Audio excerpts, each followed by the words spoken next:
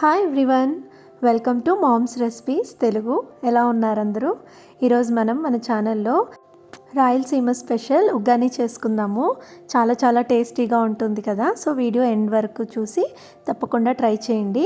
నేను ఇక్కడ 2 medium size onions, అలాగే 2 మీడియం సైజ్ టొమాటోస్, పచ్చిమిర్చి, అలాగే కరివేపాకు తీసుకున్నాను. అలాగే 1/2 కప్ అంతా పుట్నాల పప్పుని ఇలాగా పొడి చేసి పెట్టుకున్నాను.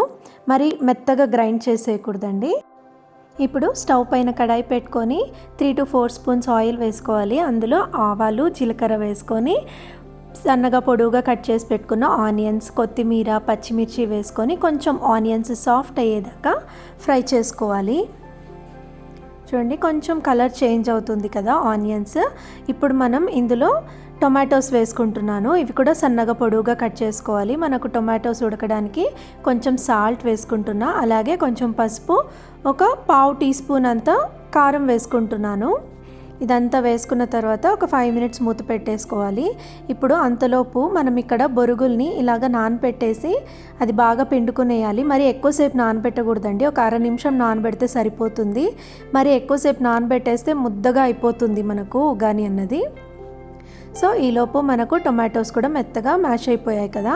ఇప్పుడు ఇందులో మనము పిండి పెట్టుకున్న బొరుగులు ఉన్నాయి కదా, అవి వేసుకుంటున్నాను. అవి వేసుకొని ఒకసారి మంచిగా మిక్స్ చేసేసుకోవాలి.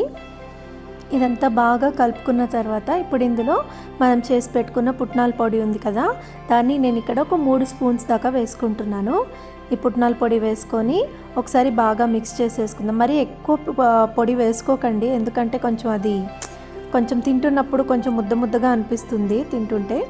అంతే అండి, చాలా సింపుల్గా చాలా టేస్టీగా ఉగ్గాని రెడీ అయిపోయింది కదా. నేను ఇక్కడ సాల్ట్ ఎక్కువ యూస్ చేయలేదు, ఎందుకంటే బొరుగుల్లో ఆల్రెడీ సాల్ట్ ఉంటుంది కాబట్టి.